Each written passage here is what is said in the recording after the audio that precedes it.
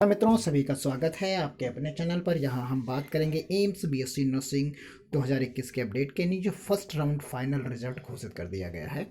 आपको कौन सा एम्स मिला है आप देख सकते हैं। सेकंड राउंड में कौन शामिल होगा इस पर भी बात करेंगे, और क्या न्यू कट ऑफ सूची भी जारी होगी सेकंड राउंड के लिए, इस पर बात करेंगे।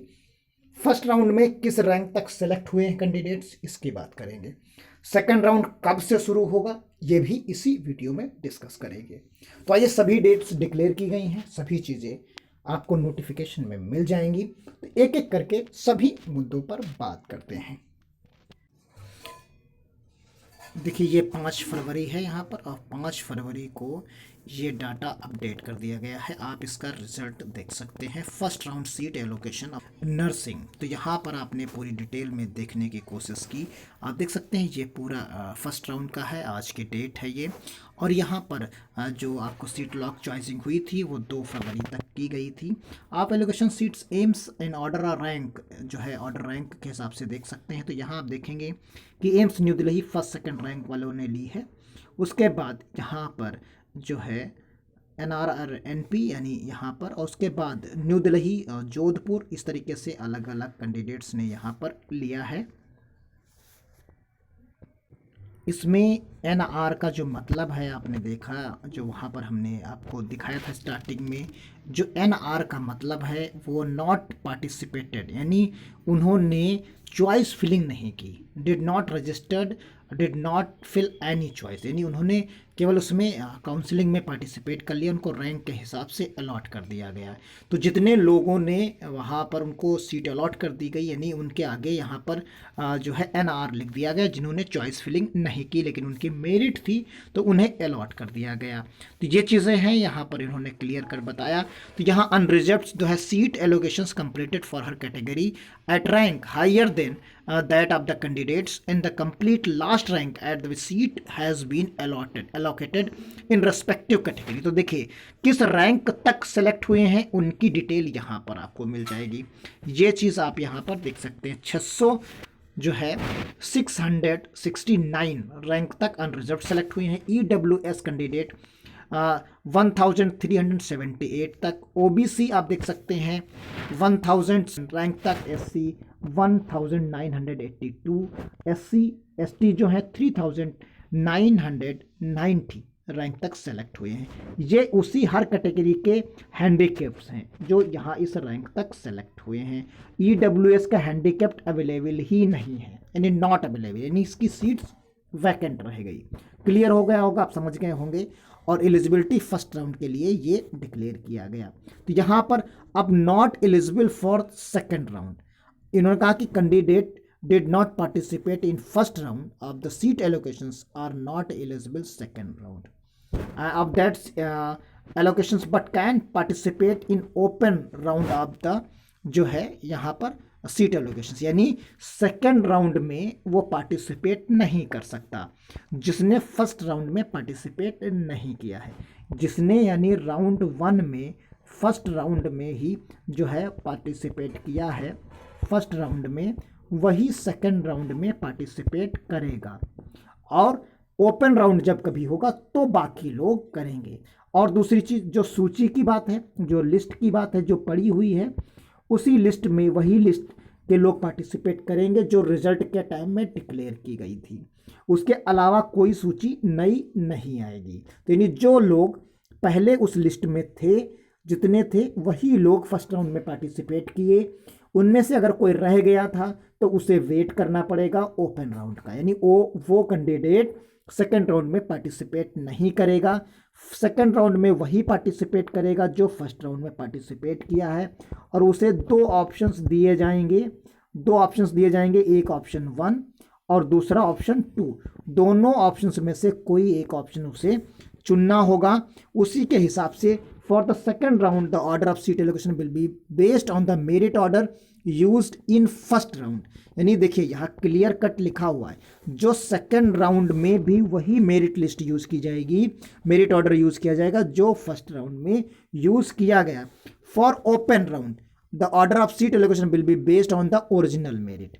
तो जो ओपन राउंड होगा उसमें ओरिजिनल मेरिट जो लिस्ट है उससे देखा जाएगा। सेकंड राउंड में वही लोग पार्टिसिपेट करेंगे जो फर्स्ट राउंड में पार्टिसिपेट यानी रजिस्टर्ड हैं, जो रजिस्टर्ड हैं सिर्फ वही करेंगे, इसके अलावा नहीं करेगा।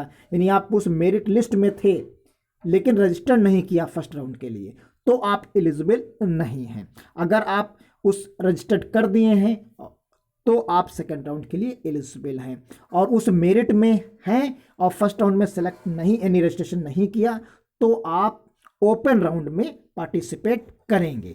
क्लियर कट आप समझ गए होंगे। यहाँ पर आप देख सकते हैं कि जो डिटेल दी गई है ये दो ऑप्शंस आपको चुनने हैं।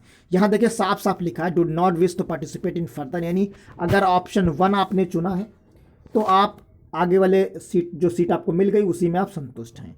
सेकंड राउंड यानी आप सेकंड राउंड में पार्टिसिपेट करना चाहते हैं तो आपको ऑप्शन सेकंड चुनना होगा और यही लोग इसमें पार्टिसिपेट करेंगे। और यहाँ पर अगर सीट छोड़ेंगे तो ये पेनाल्टी के रूप में 1 लाख रुपये आपको देना पड़ेगा। क्लियर कट आप समझ गए होंगे। तो ये चीज़ें यहाँ पर क्लियर हो गई होंगी। कब तक क्या करना है, except do not wish participate अगर एक रैंक चुनते हैं तो आपको 11 फरवरी तक रिस्पेक्टिव एम्स में और before can the report respective allocated AIIMS यानी जिस एम्स को आपको मिला है वहाँ जाकर द ऑफर लेटर जो आपको है download from the my page, आपको एक ऑफर लेटर डाउनलोड करना है, उसे आपको लेके जाना है रिस्पेक्टिव, और फिर उसके बाद रिस्पेक्टिव एम्स में जो आपको मिला है और फर्दर जो बाकी कार्रवाई है उसे पूर्ण कर लेना है और ओरिजिनल डॉक्यूमेंट 16 फरवरी तक कंप्लीट करा लेने हैं, आपको प्रोवाइड करा देने हैं। अगर आप सेकंड राउंड के लिए जाते हैं तो आप वांट टू पार्टिसिपेट तो सेकंड ऑप्शन चुनेंगे। सेकंड राउंड में the candidate will have report the respective, इसमें भी आपको करना है, वो भी 11 फरवरी तक करना है, ऑफर लेटर के साथ करना है।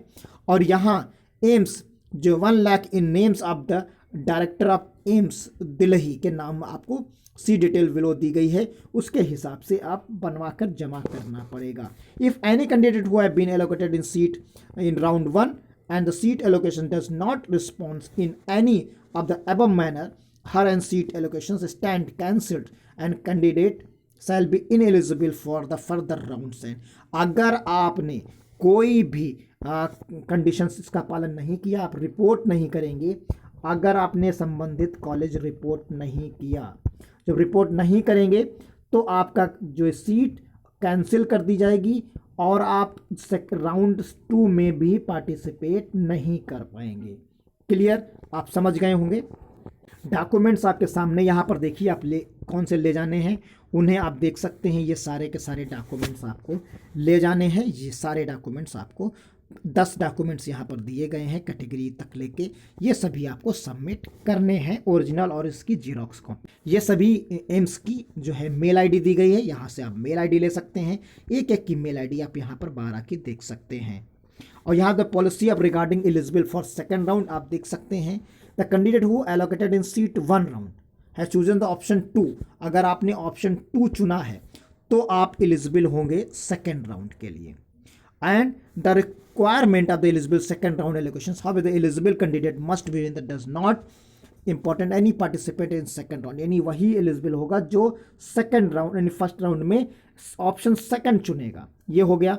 और फर्स्ट राउंड जो है had participated in first round and not allocated any seats automatically in eligible for the next round. Not allocated any seat, जिसे फर्स्ट राउंड में तो वो शामिल हुआ लेकिन उसे कोई सीट नहीं मिली, तो वो अपने आप सेकंड राउंड के लिए एलिजिबल हो जाएगा। All candidate who are eligible for mock round 1, mock and 1 first round counselling but did not register और fill choices in notification are not eligible for the second round counselling. यानी इसमें जो all candidate यानी जो भी mock 1, mock में और first round counselling में पार्टिसिपेट किए हैं, एलिजिबल थे बट डिड नॉट रजिस्टर, यानी उन्होंने रजिस्ट्रेशन यानी जिनके आगे एनआर और एनपी लिख गया है वो भी उनके आगे नोटिफिकेशन किया गया, are not eligible for the second round. यानी इस लिस्ट में जिनके आगे एनआर और एनपी लिखा है वो भी सेकेंड राउंड में पार्टिसिपेट नहीं करेंगे। क्लियर कट आप समझ गए होंगे, वो लोग भी पार्टिसिपेट नहीं करेंगे। यानी सेकंड राउंड वालों के लिए गोल्डन अवसर रहेगा। जिन लोगों ने इसमें मॉक ड्रिल कराई है, यानी उन्हें एक अच्छा अवसर मिलेगा, क्योंकि काफ़ी लोग इसमें नॉट क्वालिफाइड कर दिए जाएंगे, जिससे उन्हें फ़ायदा मिल जाएगा। तो मिलते हैं इसी तरीके के सटीक इन्फॉर्मेशन के साथ और किसी और वीडियो में। तब तक के लिए धन्यवाद। जय हिंद, जय भारत। अब यहाँ पर भी आप आखिरी में भी देख सकते हैं कि earlier vacancy सबसे participate in first round in mandatory to eligible for second round of seat allocation for the BSc nursing. यानी फर्स्ट राउंड में पार्टिसिपेट करना है, वो भी प्रॉपर वे में ऑप्शन 2 सेलेक्ट करना है आपको, और वहाँ रिपोर्ट भी करना है, और आपको चॉइस फिलिंग भी आपने वहीं की हो, आपको अलॉट भी हुआ हो, और या तो आपको अलॉट ना हुआ हो। इसी कंडीशन में अगर आप उस लिस्ट में हैं तभी आप पार्टिसिपेट कर सकते हैं। मिलते हैं अगली अपडेट के साथ, तब तक के लिए धन्यवाद। जय हिंद, जय भारत।